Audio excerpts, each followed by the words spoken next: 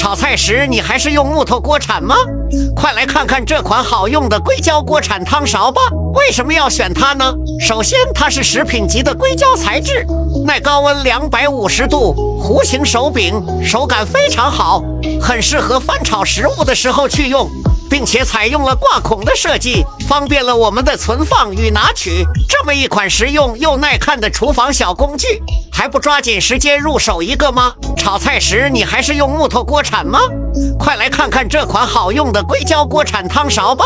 为什么要选它呢？首先，它是食品级的硅胶材质，耐高温250度，弧形手柄，手感非常好，很适合翻炒食物的时候去用，并且采用了挂孔的设计，方便了我们的存放与拿取。